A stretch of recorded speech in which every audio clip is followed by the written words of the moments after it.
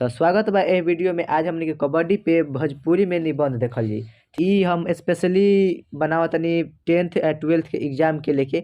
लेकिन अगर रउआ बीपीएससी चाहे अलग भी जौन भी परीक्षा बा ओकरा खातिर तैयारी करतनी, बेशक एकरा के लिख सकीला। हालांकि अपना लैंग्वेज में अगर केहू लिखेला तो अच्छा रहेला।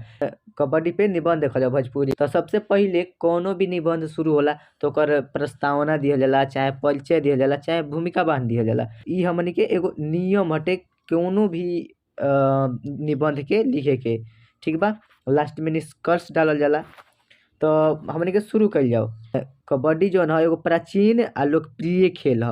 प्राचीन कहे के मतलब बहुत पुराना खेल ह, बहुत पहिले से आदमी खेलल जाता एकरा के। ई एगो सस्ता, आसान आ स्वस्थ खेल ह।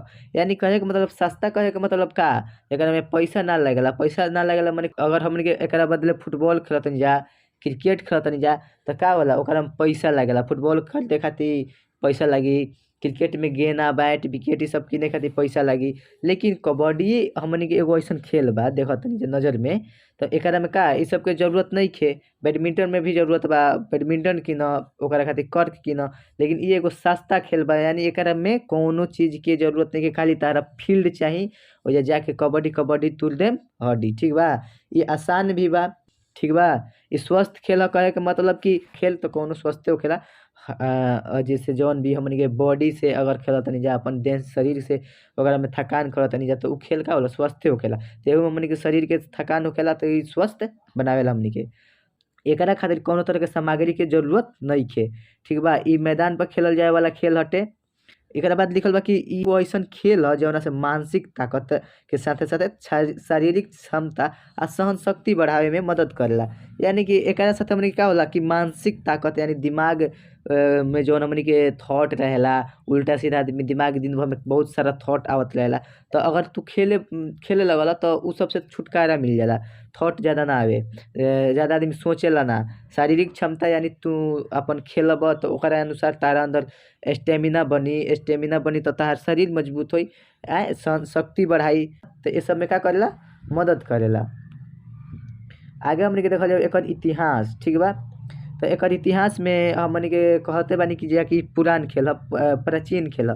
यानी कबड्डी भारत के बहुते पुरान खेल ह। ई लगभग 4000 साल पुराना खेल हटे। ठीक बा। एकर जिक्र कहाँ बा, महाभारत में भी बा। ठीक बा। कबड्डी शब्द के उत्पत्ति के बारे में अगर बात कइल जाओ तो एकर बहुत सारा उत्पत्ति के हम देखनी, नेट पर सर्च कैनी तो बहुत सारा हमरा मिलल, बहुत सारा। तो हम जौन लागल कि रिलेट करता एकरा से, ज़्यादा रिलेट करता, तो ओकरा के हम लिख देनी। ठीक बा। तो कबड्डी के दरअसल जहाँ से इथी भइले, उत्पन्न भइले शब्द, ओकरा शब्द के नाम रहे कबड। कबड के मतलब होला छीनल चाहे रोक दिहल। ठीक बा। एकरा के शुरू में का कहल जात रहे, हुतुहु। ठीक बा। हुतुहु नाम से जानल जात रहे। कुछ मान्यता के अनुसार कबड्डी नाम जौन आइल बा गोल भाषा के कबडो शब्द से भी आइल हो सकेला, जौना के मतलब होला दांव पेच। ठीक बा। कैसे कि संस्कृत के जौन हमनी के भाषा आइल बा कबड शब्द से, तो एकर मतलब बा कि छीनल चाहे रोक दिहल। तो हमनी कबड्डी में कोनो चीज के रोके नहीं जा, जैसे केहू ओने से पढ़त आवेला अपन कबड्डी तो ओकरा के हमनी के रोके नहीं जा। जौन ई कबड्डो बाटे शब्द माने एकर होखेला दांव पेच। तो कोनो खेल में हमनी खेले खातिर का होला, दांव पेच के जरूरत होला कि कैसे एकरा के हम जाइम, कैसे एकरा के आउट करम, कैसे छू के आ जाइम। त तारा अंदर एगो रणनीति बनावेला भीतरी दिमाग के। ठीक बा। कि हइसे जाइम, हइसे छू के आ जाइम। तो एही से एकरा के कबड्डो शब्द से भी हमनी के रिलेट कर सकेनी जा। ठीक बा। धीरे-धीरे एकर जौन लोकप्रियता बा भारत आ विदेश में बढ़ गइल। ठीक बा। भारत में तो पहिले ही से बढ़ रहे, विदेश में भी बढ़ल। ठीक बा। 20वीं सदी के शुरुआती दौर में एकर अलग-अलग इलाका में लोकप्रिय होखे लागल। जौन 20वीं सदी हमनी के बा, ओही में भारतीय कबड्डी महासंघ के गठन 1930 में भइल रहे। ई सब कुछ याद रखे के पड़ी थोड़ा-थोड़ा। राष्ट्रीय कबड्डी चैंपियनशिप जौन की आयोजन पहिला बेर भइल रहे तो 1950 से 51 में भइल रहे। कबड्डी के जब एशियाई खेल में मान्यता मिले के बात आवेला तो उ कब भइल रहे, 1990 में। एकरा के जब राष्ट्रीय खेल घोषित करे के बात भइल, माने राष्ट्र के खेल एकरा के एगो नेक्स्ट लेवल पर ले जाइल जाओ, 2014 में एकरा के राष्ट्रीय खेल घोषित कइल गइल। ठीक बा। तो ई रह गइल हमनी के छोटा सा इतिहास। अब एकर लोकप्रियता के बारे में जानल जाओ कैसे कि बहुत जगह पर खेले लागल बाटे। देखतनी जाके हमनी की कबड्डी केन्या लीग बड़ी स, प्रो कबड्डी लीग बड़ी स, अलग-अलग जगह पर भी इ खेलल जाला। भारत में बहुत पसंद कइल जाला। एकरा के लोग ग्रामीण इलाका के लोग भी पसंद करेला, ठीक बा। शहरी इलाका के भी लोग पसंद करेला, लेकिन ग्रामीण इलाका में ज़्यादा लोग एकरा के खेलेला। इ आसानी से खेल के आसानी से समझल जा सकेला काहे से कि एकरा में ज़्यादा नियम नइखे, खेलल भी जा सकेला आसानी से। एही से गाँव के लोग एकरा के खेल बहुत पसंद करेला। एकरा में कोनो जटिल नियम नइखे, एकरा में कोनो ज़्यादा नियम नइखे। हाँ, एगो चीज़ बा एकरा में बहुत ज़्यादा जौन कि ओकरा कह सकेला मजा, काहे से कि एकरा में बहुत सारा रोमांच आ एक्शन से भरपूर बाटे। जानते बाड़े हरेक पॉइंट, हरेक चीज़ के छुअला ना छुआइल इ सब जब हमनी के देखेनी जा प्रो कबड्डी लीग लगले शुरू होई, त ओकरा के जब देखेनी जा ना त बहुत आनंद आवेला। ओकरा बाद का कहल जाई हमनी के पड़ोसी देश, जौन हमनी के पड़ोसी देश बाड़ी स नेपाल, पाकिस्तान, बांग्लादेश, श्रीलंका, इहो सब में खेलल जाला। और एगो बात बता देतनी कि बांग्लादेश के राष्ट्रीय खेल हटे कबड्डी। ऐसे कि पाकिस्तान आ बांग्लादेश पहिले सब भारते में नु रहे, तो घरी हो सकेला कि बांग्लादेशी एरिया जौन बाटे तनी आदमी ज़्यादा खेलत होखिए। अब एकरा के हमनी के नियम के बारे में जानल जाओ। हर खेल के अलग-अलग नियम होला, अलग-अलग कानून बा। त हमनी के का कइल जाई एकर नियम के बारे में तनी देख लिहल जाओ कि का एकरा में नियम बाटे। त कबड्डी के मैदान चौरस होला, चौरस माने चाकर होला, आयताकार होला। बाकी वयस्क महिला किशोर खातिर अलग-अलग मानक चौड़ाई आ लंबाई जौन बाटे निर्धारित बा। यानी कि जे जवान पुरुष बा लोग, महिला बा लोग, किशोर बा लोग, यानी 16-17 बरिस के जौन लइका बाड़े स, तो ओ हिसाब से ओकर अलग-अलग मानक लंबाई माने कि हे उम्र के आदमी हेतना लंबाई के फील्ड में खेली, उम्र के आदमी हेतना लंबाई के फील्ड में खेली। त ए हिसाब से ओकरा के का कइल बा बाँटल गइल बा। त यहाँ पर बतावता कि वयस्क लोग जहाँवा 13 मीटर गुने 10 मीटर के मैदान में खेलेला, उहे महिला चाहे किशोर 18 मीटर गुने 10 मीटर के मैदान में खेलेला। मैदान के बीचों-बीच एगो मध्य रेखा होला, काहे से कि ओही रेखा से हमनी के का कइल जा कबड्डी कहे के स्टार्ट करेनी जा। दुनो रेखा होला कि प्रतिद्वंदी खड़ा होखेलन, एक टीम एने आ एक टीम रेखा के ओ पार आ एक टीम रेखा के ए पार, ठीक बा। एकरा अलावे चारों ओर भी लाइन खींचल जाला ताकि ओकरा ओह पलाटी जइब त का होखब आउट हो जइब। चारों ओर घेर दिहल जाला, जेकरा बाहर गइला पर का होला आउट मान दिहल जाला। हरेक दल में 12 गो खिलाड़ी होला, इ याद रखे के बा। हरेक दल में, हरेक टीम में कगो होला 12 गो आदमी, जेना में 7 गो खिलाड़ी मैदान में उतरेला। बाकी 5 गो कहाँ रहेला, एइजा बैठल रहेला बेंच पर बैठल रहेला। काहे से कि हालांकि गाँव में हमनी के अइसन ना 10 आदमी मिलल खेलल, लेकिन अगर नियम के अनुसार बात कइल जाओ त इहे होखेला कि मान के चलो कोनो प्लेयर के चोट लाग गइल, काहे से कि कबड्डी बाटे त कबड्डी अइसन खेले ह कि एकरा में चोट लागते रहेला, ठीक बा। जैसे क्रिकेट में होखेला कोनो प्लेयर के चोट लाग गइल, इंजर्ड हो गइल, तो ओकरा के हटा के दूसर प्लेयर के ले आवल जाला। तो ओकरा के हटा के का कइल जाला दूसर प्लेयर के ले दिहल जाला। तो वैसे ही एकरो में 5 गो प्लेयर एक्स्ट्रा रखल जाला। ओकरा बाद हमनी के का कइल जाला खेल के अवधि वयस्क माने पुरुष लोग खातिर का होला 40 मिनट होला, आ महिला चाहे किशोर जे बा ओकरा खातिर 30 मिनट के होला। एहू में 5 मिनट समय दिहल जाला विश्राम करे खातिर, आराम करे खातिर। हर चीज़ के एगो आपन ड्रेस होखेला। स्कूल में जइब त स्कूल ड्रेस पहन के जइब, ऑफिस में जइब त ऑफिस के ड्रेस पहन के जइब। चाहे खेलो के बात कइल जाओ त क्रिकेट खेलब त क्रिकेट वाला अलग ड्रेस होखेला, बैडमिंटन खेलता त बैडमिंटन के अलग, फुटबॉल खेलता त फुटबॉल के अलग। त एकरो अलग ड्रेस बा। जैसे एकरा का ड्रेस बाटे हाफ पैंट आ गंजी, जौना पर का होखेला खिलाड़ी के नंबर छपल रहेला। तो विपक्षी दल के खिलाड़ी के आउट कइला पर आक्रामक दल जौन होखेला ओकरा एगो अंक मिलेला। एगो खिलाड़ी के आउट करबा त तारा एगो अंक प्राप्त होई, ठीक बा। अगर आउट होत एइजा होन लिखा गइल बा गलती से मिसप्रिंटिंग से।